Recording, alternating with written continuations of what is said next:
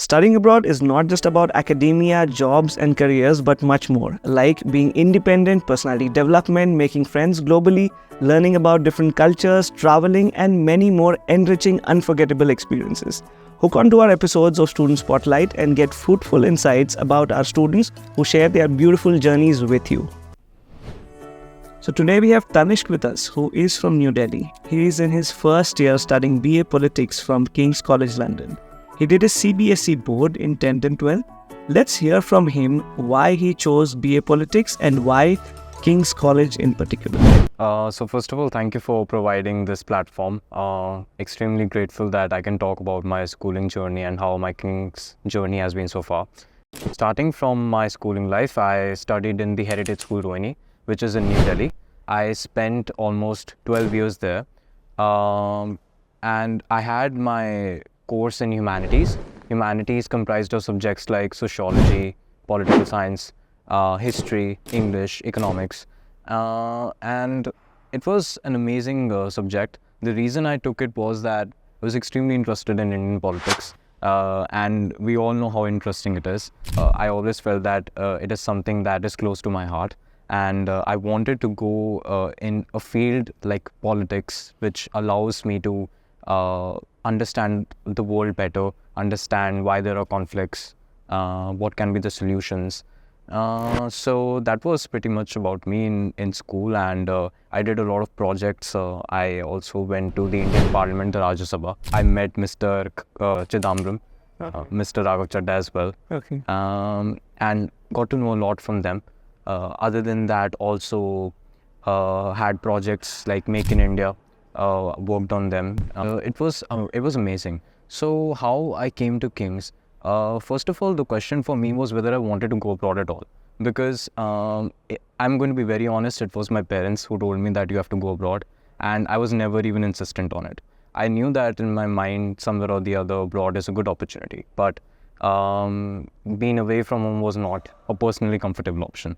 So I wanted to go for Delhi University, but then my mind soon afterwards was convinced, and I felt, let's give it a try. And applying into first KCL, then into Durham, then into Queen's Mary, where all offers were accepted. I also applied in Australia, from where I got offers from Melbourne and Sydney. So I think it was great to have those offers in hand, but the question mark was still there, that how will I do it, and whether I want to do it. So I actually gave CUET as well, where I got accepted into Hansraj and Venki as well in North Campus. But somewhere or the other, my instincts were guiding me towards King's, because King's is not just ranked well in the world in terms of politics. It's also one of the top universities for in terms of social life. And I felt that as a person, I think I was not a very big extrovert when I was back in 12th. I felt it was a good opportunity for me to open up, to have connections, to talk with people like you and other people who could tell me a lot about who I am, what I can do. So I think that is how I decided that I'll come finally to London, and I'll be responsible for myself. It was not a very easy decision to make, because my parents were also not used to being away from me. But we decided that we had to take the difficult step if something was needed. Right. So why politics as such? You have a background, or you were very passionate about it? Many people ask me that, your parents, they're not politicians. And I'm going to be true, yeah, that is absolutely true, that my parents are not politicians. In fact, they're in business. Many people say you would have gone in business. Correct. But I was like, I have business instincts, obviously, everybody does, but I felt that politics was just the right path, because I'd always been attracted to it when I was young. And I always had, great admiration for my leaders. I felt they were people who were trying to construct something or the other. They were having goals in their mind. And I think that is how I wanted my personality to be as well, to do something for the country, to contribute into that project. So that was how I came to politics. But other than that, also because of an interest in the world itself. I've been a fan of MUNs. I've done a lot of MUNs since the last few years. So that also inculcated an interest. Okay, nice. Now coming back to your application journey, so you mentioned you're from CBSE. How much did you score in your 10th, 12th? And how was the transition into King's, right? Being from a very academic sort of board.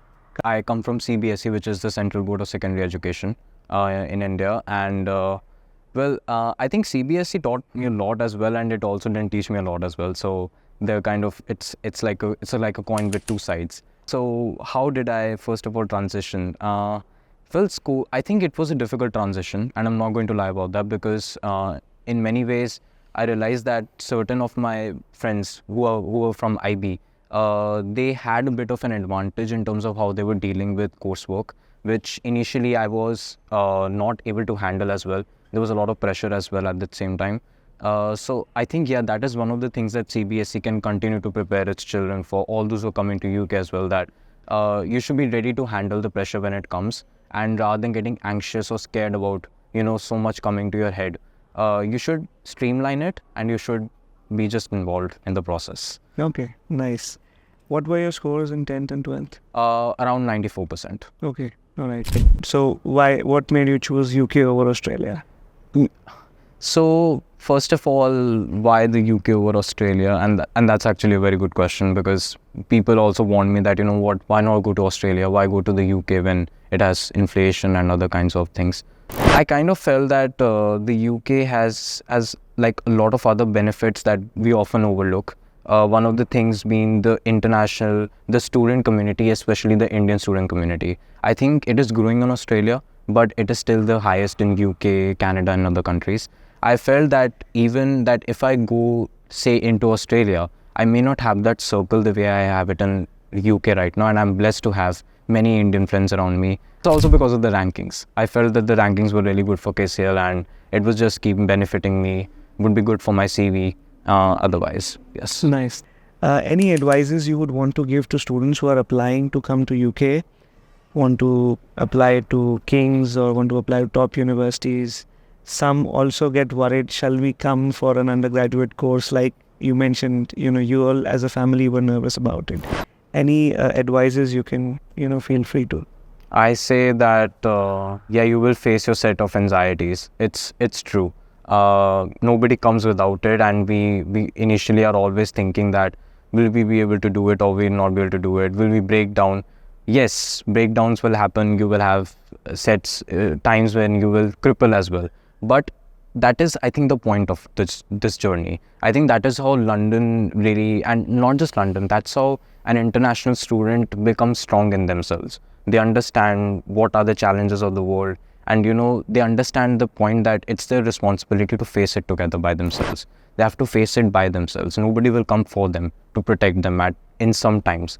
And that sense of being for yourself, being there for yourself, and taking opportunities, especially running and grabbing them, is something that I think London has taught me a lot, that go there and grab it for yourself. Nobody will take it for you. Any hacks about cracking top universities like you have? First of all, universities, yes, they look at your resumes and your SOPs, and it should be well professionalized. You can use AI tools like ChatGPT. I did it myself, but it's also about whether they will be able to see who you are within that CV and within that whole SOP. Will they be able to find you as a person? Can you express yourself in that CV?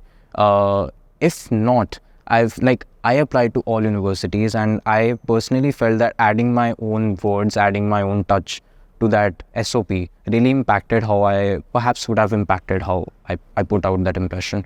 So I think that was one point which I think was important. What was the matter in your statement of purpose? What all did you include? I included, so because I'm in politics, I talked about political theory. Political theory in CBSE is very less, I'm not going to lie. So I think for me it was important to first of all learn about political theory when I came into KCL, and that is a point I emphasized. I also talked about international relations, because even if you're not going for IR and you're going for politics, trust me, you can put a lot of other stuff, and it's not an issue if it's overlapping with other courses. Till the time you're expressing yourself and bringing in thoughts, it's absolutely fine. Also about statistics and other kinds of, let's say, projects that can be that can be made in politics. That's Okay, great, nice. If you were to go back in time and change something, say go back 1 year and change something and relive, what would you change? I should say that it's what I would change is maintaining a balance, because I think at some points I also was, like I think balance is very important, and it's hard to maintain it at this point. To maintain balance in your mental self, to maintain balance physical self, and then to maintain balance with events, with friends. It's kind of I difficult. mean, is it just because it's come too much at a time? You're young, right? And hitting a new country with a different kind of curriculum, studies, plus events, you all are doing a lot in extracurricular as well. Is that overwhelming, or you're able to cope up with it? I think I'm learning by the day to cope up. Job opportunities, events, talking with your parents, maintaining that bond. It's very important to maintain that bond with your family. At the same time, keeping up with friends, keeping up with what the university is throwing at you, the opportunities, and the different mails and everything. I'm learning and I'm coping, so it's just happening. Oh, It's that's just great. In one word or a sentence, if you would, what to define your journey so far in the UK, what would that be? For me, it will be about transformation. Transformation from it's about focusing on every single thing that transforms you, and working towards every better 1% that you can have over the day. Nice, good, good stuff. I thank you very much, Tanishq. And that was Tanishq for you. That was his story. And stay tuned to listen to more of our student stories, undergraduate and postgraduate both.